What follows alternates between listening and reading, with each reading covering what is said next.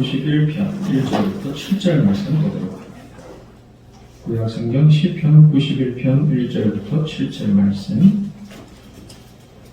성경 가져오신 분들은 870쪽 구간이고요. 구약성경 앞에 안에 준비가 되어져 있습니다. 시편 91편 1절부터 7절 말씀 교독합니다. 지존자의 은밀한 곳에 거주하며 정병자의 그늘 아래에 사는 자여, 나는 여호와를 향하여 말하기를 그는 나의 피난처여 나의 이웃이요 내가 의뢰하는 하나님이라 하리니. 이는 그가 너를 새 사냥꾼의 올무에서와 심한 전염병에서 건지실 것이니로다. 그가 너를 그의 집으로 덮으시리니 네가 그의 날개 아래에 피하리로다. 그의 집사람은 방패와 손방패가 되시나니. 그는 밤에 찾아오는 공포와 낮에 날아드는 화살과 어두울 때 보이는 전염병과 밝을 때 닥쳐오는 재앙을 두려워하지 아니하리로다. 지금입니다. 천년이 내 왼쪽에서 만년이 내 오른쪽에서 떨어지나 이 재앙이 내게 가까이 하지 못하리로다. 아멘. 다시 한번 예배에 오신 모두에게 하나님의 은혜와 축복이 함께 하기를 소망합니다. 지금 우리는 다 아는 대로 너무너무 어려운 시절을 지나고 있어요. 인생이 안 어려운 때가 없지만 지금처럼 이런 눈에 보이지도 않는 바이러스 때문에 전염병이 창궐하는 때, 역사 속에 그런 때가 꽤 있었는데 그때는 수많은 사람들이 어려움을 겪었습니다. 한 주간 어떻게 지내셨어요? 잘 살아냈습니까? 하나님 앞에서 우리의 삶을 돌아봐야 되고요. 그냥 시간을 흘려보내서는 안 됩니다.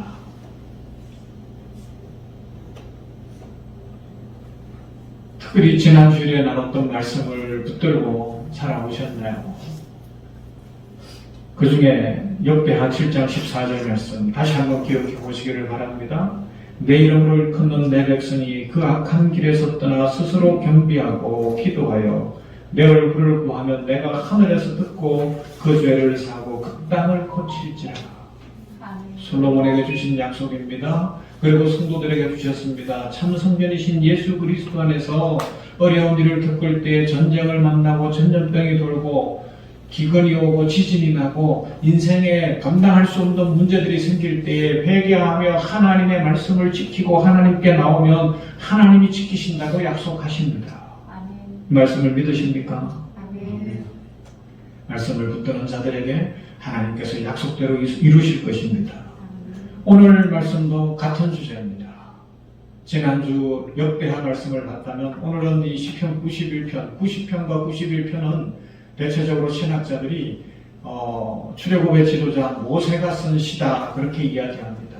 모세는 우리가 아는 대로 120년을 살았어요. 그것도 건강하게 살았고 엄청난 인생에 굴곡이 있었던 인생입니다.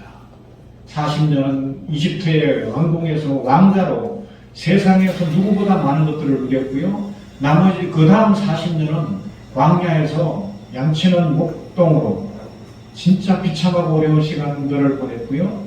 또 그 이후 40년은 출애굽의 지도자로 하나님이 누구신지를 생생하게 경험하며 그 말 안 듣는 이스라엘 백성들을 이끌고 광야를 지나갔습니다. 그 과정 속에서 이 시편을 쓰고 있는 거예요. 그런데 한번 보세요. 시편 기자 모세가 우리의 현실을 노래하는데 아마 그의 인생의 통찰과 경험으로 노래하는 것 같아요. 먼저 3절 한번 다시 보십시다. 앞에 보시고 3절 말씀 같이요. 시작. 이는 그가 너를 새 사냥꾼의 올무에서와 심한 전염병에서 건지실 것이니라. 이집트의 경험이었는지 아니면 광야의 경험이었을 수도 있는데 새 사냥꾼의 올무, 새가 사냥꾼이 놓은 올무, 이게 새를 잡는 방법이었던 것 같아요. 저도 어릴 때 시골에서 자라면서 새 거물을 쳐본 적이 있어요. 그랬더니 새가 걸렸더라고요. 그런데 새들이 똑똑해요. 한 번 걸리고 나면요, 그 다음에 사람을 또 옮겨야 되는데 그게 쉽지가 않아요. 그 올무, 그리고 심한 전염병이 있었던 것 같습니다. 이것이 우리 인생이라고요. 조금 더 들어가 볼까요? 5절과 6절 말씀. 같이요. 시작. 너희는 밤에 찾아오는 공포와 낮에 날아드는 화살과 어두울 때 퍼지는 전염병과 어릴 때 닥쳐오는 재앙을 두려워하지 아니하리로다. 뭐 여러 가지로 묘사하지만 밤낮 어렵다는 거예요. 밤이라고 표현할 수 없고 낮이라고 안전할 수 없고 밤이나 낮이나 화살이 날아오고 황폐해지는 일이 일어나고 전염병이 돌고 그 큰 전염병이 일어난다. 그래서 낮이고 밤이고 우리 인생이 안전하다, 편안하다, 좋다 이야기하기 어렵다고 이야기합니다. 이것이 시편 기자 모세가 지금 이야기하는 이것이 우리 인생이라고요. 그런데 모세는 이 이야기만 하는 것이 아니라 이것을 통해서요, 인생은 이렇게 어려운데 찬양을 하고 있잖아요. 하나님을 높이고 있어요. 이 재앙 가운데서 하나님이 지키실 것이고 건지실 것이라고 노래합니다. 그래서 자신은 어떤 재앙도 두려워하지 않는다고 노래하고 있고요. 이 시편 91편 끝절 16절까지 다 읽어보면요, 하나님이 장수하게 하실 것이다, 하나님이 지켜주실 것이다, 하나님께서 복을 주실 것이다, 계속해서 노래하고 있습니다. 하나하나가 생생한 경험이었어요. 사실은 뱀을 밟으며 뭐 이런 거는 다 겪어봤던 일들이라는 거죠. 하나님을 온전히 의뢰하고 말씀을 믿는 성도들을 지켜주셔서 모든 재앙, 밤낮 없이 달려드는 재앙으로부터 성도들을 지키실 것이다, 택한 백성을 복주실 것이다 라고 찬송하고 있습니다. 이 모든 재앙이 온 세상을 휩쓸고 지나갈지라도 하나님께서 보호자가 되어주시면 안전하다 말씀합니다. 그러하기 때문에 지금과 같은 어려운 때에 이 말씀은 우리들에게 큰 위로와 복이 됩니다. 그런데 중요한 건 이제 이런 복을 받아야 되는데, 오늘 본문 속에서 모세의 입을 통하여 하나님께서 이 축복을 진짜 누리려면 우리는 어떻게 살아야 하는지를 알려주고 있습니다. 그 세 가지를 한번 생각해 보십시다. 1절입니다. 우리는 어떻게 살아야 됩니까? 1절에 같이요. 시작. 지존자의 불길한 곳에 거주하며 전전자의 그늘 아래에 사는다. 지존자의 은밀한 곳에 거하고 전전자의 그늘 아래 살아야 된다고 말씀하고 있습니다. 하나님의 품 안에 뒤에 나오는데 그 안에 거하는 것도 중요하지만 이 표현 속에서는 물리적으로 하나님께로 들어가는 것과 함께 하나님과 은밀하고 비밀스러운 관계가 있느냐라는 이야기를 하고 있습니다. 은밀한 관계, 지존자이신 하나님, 전능하신 하나님과 은밀한 관계, 비밀의 관계입니다. 그 관계를 공유하고 있습니까? 위기의 때에 우리 몸을 숨기는 것을 은신처라고 이야기하지요. 지존자이시며 지극히 높으신 하나님이 우리의 피난처가 된다고 노래하고 있습니다. 그런데 지금 사회적 거리두기를 하고 우리는 이렇게 모여있지만 평상시 잘 모이지 못하는 그때에 혼자만 있는 그곳에서 하나님과 나의 영적인 비밀이 있는가? 오늘 비밀이라는 단어를 몇 번 쓸 건데, 여기 성경에서 나오는 비밀은 내가 갖고 있는 죄나 내가 갖고 있는 문제나 내가 갖고 있는 어려움을 감추는 비밀이 아니고, 하나님을 만나서 하나님의 은혜로 말미암아 전심으로 회개하고 하나님이 주신 그 은혜 때문에 어떤 고난과 어떤 환난과 어떤 문제가 있어도 흔들리지 않고 살아갈 수 있는 나만의 체험입니다. 나만의 능력입니다. 그래서 세상 사람들이 묻는 거예요. 아니 이렇게 어려운 때에 어떻게 그렇게 웃을 수 있습니까? 지금같이 어려운 때에 어떻게 기도하며 찬송하며 살아갑니까? 지금같이 어려운 때에 어떻게 베풀고 사랑하며 삽니까? 그때 또 묻는 거예요. 싱긋이 웃으면서 어떻게 해요? 비밀이 있어요. 나에게는 비밀이 있어요. 그 비밀이 뭐예요? 하나님, 전능하신 하나님, 지존자이신 하나님, 그 하나님을 만난 비밀이 있기 때문에 나는 흔들리지 않습니다. 고난과 질병을 무서워하지 않습니다. 조심은 합니다. 마스크는 씁니다. 그러나 무서워하고 두려워하고 불안해하지 않습니다. 라는 것이죠.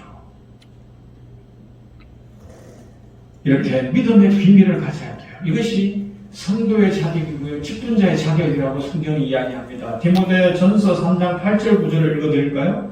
이와 같이 집사들도 단정하고 일구이연을 하지 아니하고 술에 임박히지 아니하고 더러운 일을 탐하지 아니하고 깨끗한 양심의 믿음의 비밀을 가진 자라야 할지니. 이 말씀이 뭔가 하면 디모데를 통하여서 사도 바울이 디모데에게 편지를 보내면서 교회에서 집사를 세울 때 그 집사의 자격이에요. 8절에는 부정적 이야기입니다. 단정하고 일구이연하지 아니하고 술에 임박히지 아니하고 더러운 일을 탐하지 아니하고 부정적으로 이야기했다면 9절에 가서는 뭐라고요? 깨끗한 양심의 믿음의 비밀을 가진 자. 교회에서 장로든 집사든 목사든 직분자를 세울 때 가장 중요한 것이 뭐냐? 믿음의 비밀이 있어야 되는 겁니다.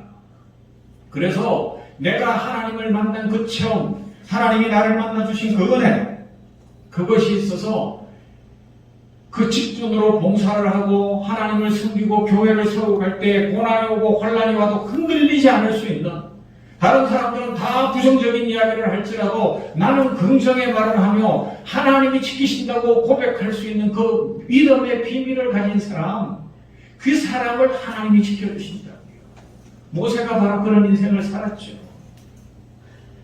이스라엘 백성들이 광야를 지날 때 홍해 앞에 서서 출애굽한 지 3일 만에 모세를 향하여 원망합니다. 하나님 앞에 원망합니다. 그러나 모세는 비밀이 있어요. 어떤 비밀이요? 하나님이 자신을 만나주신 그 믿음의 비밀이 있기 때문에 그 홍해 앞에서 무릎을 하나님 앞에 꿇고 하나님 앞에 기도하는 겁니다. 하나님이 말씀하시는 거예요. 너의 손에 들은 지팡이로 저 바다를 가르치라는 겁니다. 일어나 모세가 선포합니다. 하나님이 일하실 것이다. 우리를 이끌어내신 하나님, 나를 만나주신 하나님, 나에게 있는 이 비밀스러운 하나님, 전능하시고 지존자이신 하나님이 우리를 지키신다는 겁니다. 이 비밀을 갖게 되기를 주님의 이름으로 축원합니다. 이 비밀이 있으면 그것이 우리 가정이 또한 그런 비밀의 장소가 되어야 되고요. 여러분들이 있는 직장이 그렇게 되어야 되고요. 일상이 바빠요. 특히 우리 병원에서 일하다 보면 쉴 시간도 없을 수 있어요. 그러나 나만의 비밀의 장소, 하나님을 만나고 하나님과 교제하는 그 장소가 있다면, 그리고 그 은혜가 있다면 우리는 넉넉히 지금과 같은 어려움을 이기며 축복의 삶을 살아가게 될 것입니다. 그 다음은요, 2절입니다. 2절 말씀 같이요. 시작. 그는 나의 피난처요, 나의 요새요, 내가 의뢰하는 하나님이라 하리니. 하나님을 향하여 뭐라고 말한다고요? 피난처고 요새고 내가 의뢰하는 하나님이라. 하나님을 향한 체험적 신앙 고백이 필요합니다. 누가 나와서 간증하실래요? 내가 만난 하나님. 뭐 지금 말고 나중에 그게 있어야 된다고. 코로나가 다 지나고 난 이후에 아니 그 어려운 때 어떻게 병원에서 일하면서 아니면 환자로 있으면서 어떻게 지나왔어요? 그럴 때 가서 뭐 백신이 어떻고 뭐 이런 이야기 할 게 아니라 내가 만난 하나님은 나의 요새셨습니다. 하나님은 나의 피할 바이셨습니다. 시편 기자들이 계속해서 노래하는 것 아닙니까? 사망의 음침한 골짜기에서 하나님은 나를 지켜주셨습니다. 여호와는 나의 목자십니다. 여호와는 나의 능력이십니다. 피할 바이십니다. 여호와 하나님이 나의 모든 것 되십니다. 그 진실한 고백, 그 정직하고 그 아름다운 고백, 따뜻한 고백들을 갖게 되기를 바랍니다. 이게 비밀스러운 관계가 있을 때 가능한 거예요. 비밀은 감추는 게 아니라고요. 뭐라고요? 비밀은 능력이에요. 그래서 여기에서 이야기하는 비밀은 앉았다가도 벌떡 일어나고요. 진짜 지쳤다가도 쇠임이 솟고요. 그러면 능력이 비밀입니다.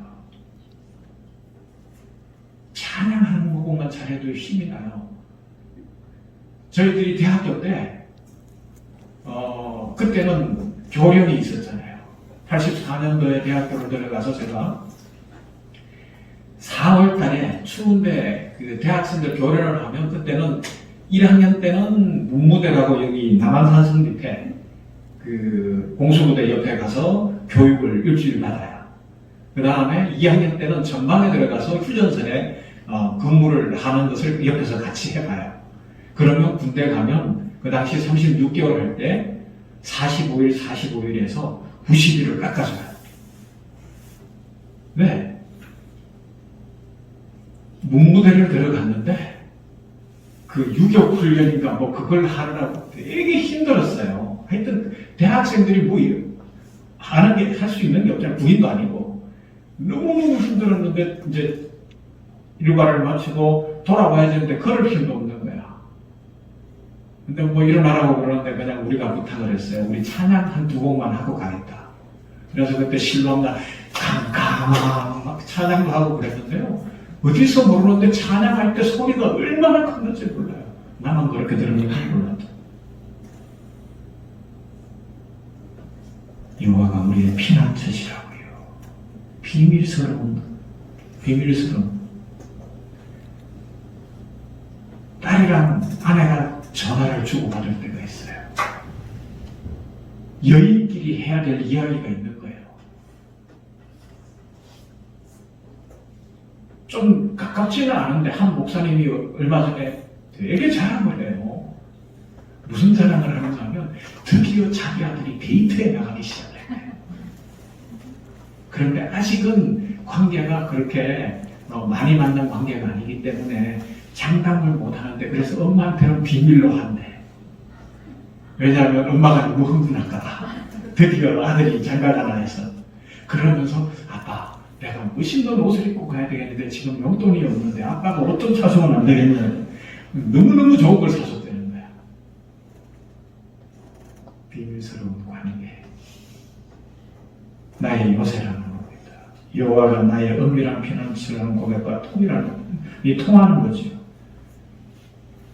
옛날에 살기 어려울 때 일제시대 이럴 때 산속 토굴이나 저 먼 섬으로 나가서 살았던 사람들이 있지 않습니까? 그죠? 영화 자살로보에 나오는 흑산도는 큰 섬이고요. 우리나라의 섬이 3,200개쯤 되는데 제가 낙도사역을 해서 알잖아요. 그 중에 유인도가 460개 돼요. 근데 사람이 제일 적게 사는 데는 1명 사는 섬도 있어요. 2명 사는 섬도 있고. 거기까지 왜 갔습니까? 살 길이 없어서 갔습니다. 어떻게든지 살아보려고 왔습니다. 그건 부정적인 예라면 우리가 하나님 앞에서 지금처럼 어려울 때 남들은 모르는데 우리는 희망의 장소가 있잖아요. 소망의 장소가 있잖아요. 치유의 장소가 있지 않습니까? 우리 하나님이 그런 장소가 됩니다. 그래서 그 다음에 내가 의뢰한 하나님이라고 말씀하고 있습니다. 의뢰한다는 건 서로 믿는다는 거예요. 내 속에 있는 비밀을 다 이야기해도 믿어줄 수 있고 내가 어렵고 공공에 처했을 때 그 하소연 다 해도 괜찮은 서로 믿을 수 있는 그 관계를 가졌느냐라는 거죠. 하나님이 그런 분이라는 거예요. 하나님 앞에 가서 별소리를 다 할 수 있다는 겁니다. 내 마음을 다 열어놓을 수 있다는 거죠. 여러분 진짜 힘들고 어려울 때 누구한테 이야기하세요? 하나님과 이런 관계를 가졌다고 시편 기자 모세는 노래하고 있어요. 아마 그랬을 것 같아요. 출애굽의 40년 동안에 지도자였기 때문에 누구랑 상담하겠어요, 모세가. 모두가 모세에게 와서 도와달라 그러고 해결해달라 그러는 사람밖에 없지. 모세는 진짜 외로운 인생일 수 있잖아요. 그런데 그는 하나님과 그 관계를 가지고 있었기 때문에 하나님의 음성을 듣고 하나님의 도우심을 받아 하나님 안에서 풀었어요. 여러분 이런 은혜를 누릴 수 있기를 바랍니다. 하나님이 우리의 소리에 귀를 기울이시고요 우리를 풀어주십니다. 그래서 오늘 이 본문 2절에서 이야기하는 건 하나님과 나와의 1대1의 관계를 강조하고 있어요. 하나님과 나와 1대1의 관계로 진짜 깊은 관계를 가졌느냐라는 겁니다. 그리고요 4절 세 번째입니다. 같이요 시작. 그가 너를 그의 깃으로 덮으시리니 그가 그의 날개 아래 그리하리로다. 그의 지시함은 강도와 성강도가 되시나니. 네, 그가 너를 그의 깃으로 덮으시리니 내가 그의 날개 아래 피하리로다. 날개 아래 피하는 자. 여호와의 날개를 피하는 자. 무슨 일이 있어도 하나님의 품으로 들어가야죠. 자녀를 키우는데도 조금만 과하다고 엄마 품을 자꾸 떠나려고 하면 더 미운 거예요. 그죠? 해주려는 것도 안 해줄 수밖에 없는 거예요. 하지만 힘들고 어려워도 지가 잘못했어도 품으로 들어오면 어떡할 거예요? 내 자식인데. 어렵고 힘들 때 하나님의 날개 아래로 들어갈 수 있기를 바랍니다. 그 이야기가 가장 잘 나타나 있는 성경이 바로 룻기서예요. 룻기서에 보면 그 표현이 직접적으로 나옵니다. 물론 보아스의 입을 통해서 나오지만 룻기서 2장 11절부터 보면 보아스가 룻을 평가할 때 이렇게 표현해요. 보아스가 그에게 대답하여 가로되 내 남편이 죽은 후로 내가 시모에게 행한 모든 것과 내 부모와 고국을 떠나 전에 알지 못하던 백성에게로 온 일이 내게 분명히 들렸느니라. 여호와께서 내 행한 일을 보응하시기를 원하며 이스라엘의 하나님 여호와께서 그 날개 아래 보호를 받으러 온 내게 온전한 상 주시기를 원하노라. 보아스가 룻에게 하는 평가가 그거예요. 그 날개 아래 보호를 받으러 온 너에게 온전한 상 주시기를 원하노라. 룻이 표면적으로 보면 시어머니 나오미를 쫓아서 들어온 거예요. 그런데 하나님은 성경을 통해서 뭐라고 평가하는가 하면 너는 지금 여호와의 날개 아래로 들어왔다고 표현하고 있는 겁니다. 룻기서의 배경을 우리는 잘 알고 있습니다. 엘리멜렉이라는 사람이 살고 있었는데 베들레헴에 살았습니다. 그런데 베들레헴에 흉년이 들었어요. 기근이 왔습니다. 그래서 베들레헴의 이름의 뜻이 떡집, 빵집인데 오늘 떡이 준비되어 있는데 어버이주일이라고 떡집인데 그 빵집에 빵 한 개가 없는 거예요. 먹고 살 길이 없는 거예요. 그래서 그들이 이사청을 꾸려서 이방 땅 모압으로 이민을 가는 상황이 된 겁니다. 거기에 가서 10년 세월 사는데 살 길이 열렸으면 좋겠지만 살 길이 더 어려워졌어요. 이민 생활 혹시 해보신 분 알지만 사는 게 보통 어려운 게 아니잖아요. 남의 나라 가서 말이 통합니까? 너무너무 어려운데 거기에서 그냥 어려운 것이 아니라 엘리멜렉도 말론과 기럝이라는 그 두 아들도 다 죽어요. 손주도 안 났어요. 그 상황에서 나오미가 고향 땅으로 돌아오려고 할 때에 큰 며느리 오르가는 돌아갑니다. 돌아갔다고 흉잡을 것 전혀 없어요. 당연히 돌아가야죠. 그런데 룻은 어머니의 백성이 내 백성이 되고 어머니의 하나님이 내 하나님이 될 것입니다 라고 고백하고 들어오는 겁니다. 아니 생각을 해보세요. 그 고백을 우리는 너무 쉽게 생각하지만 다 망한 집안에서 믿는 하나님이 내 하나님이 될 것이다 라고 고백할 수 있겠냐고요.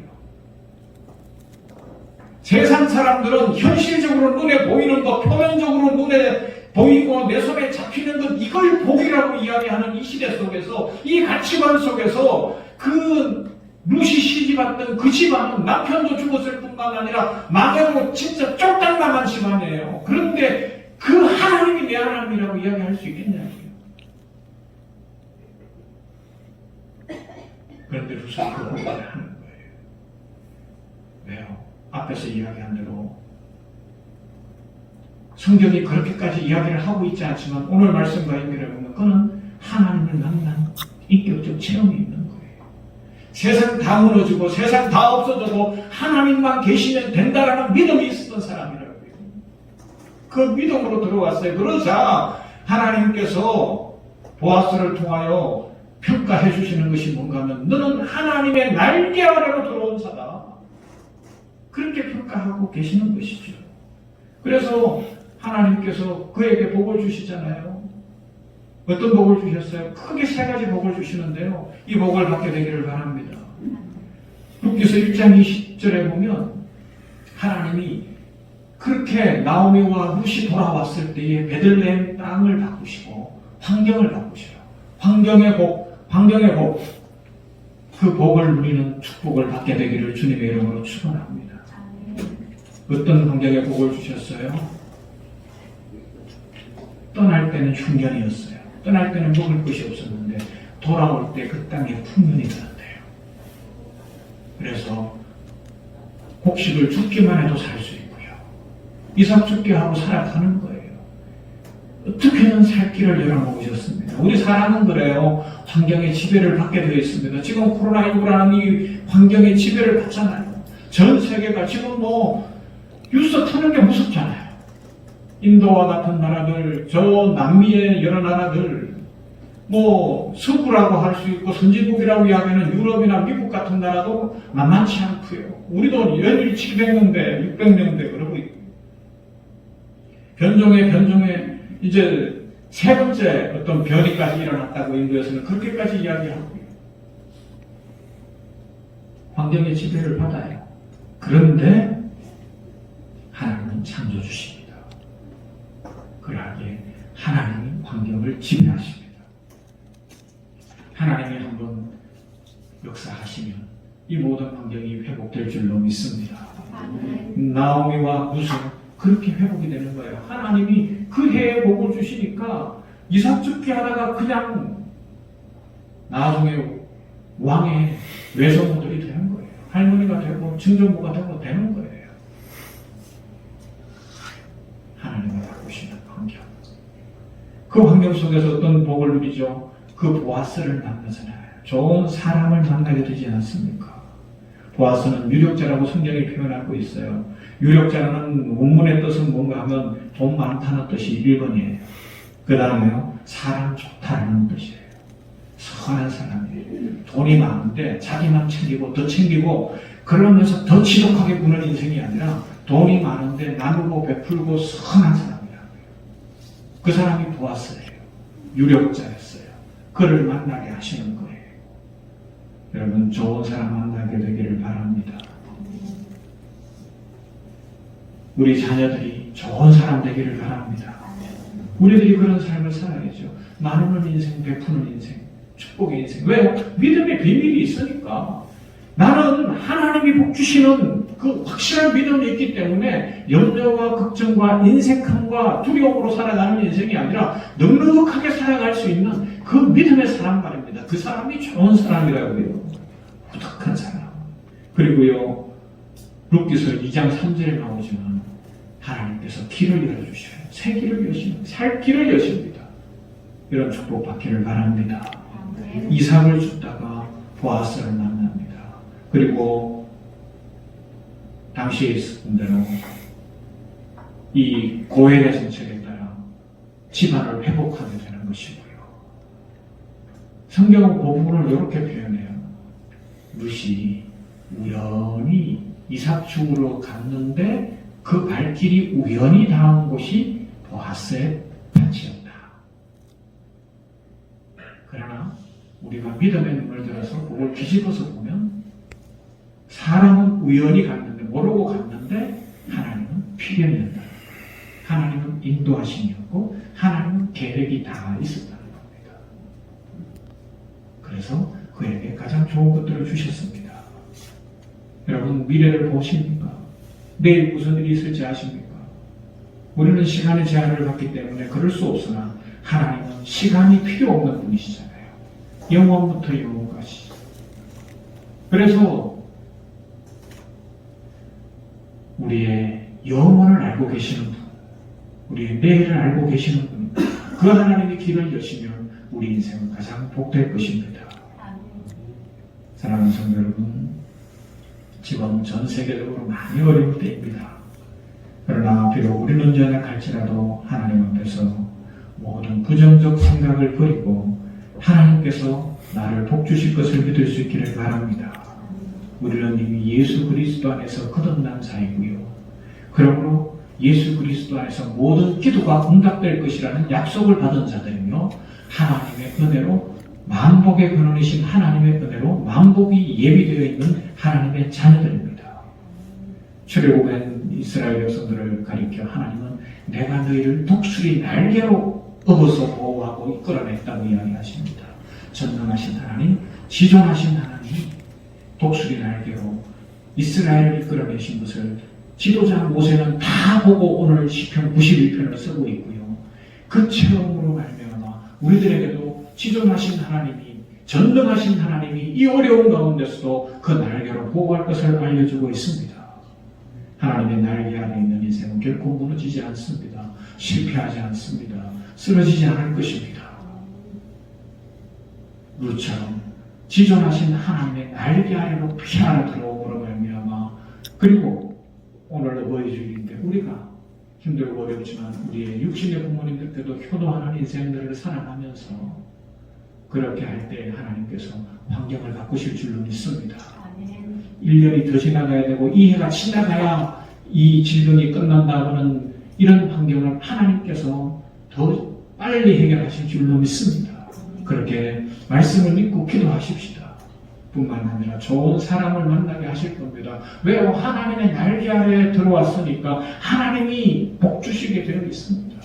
그리고 세계를 여실 줄로 믿습니다. 그래서 뭐라고 이야기해요? 이사야 43장 18절부터는 이렇게까지 이야기하잖아요.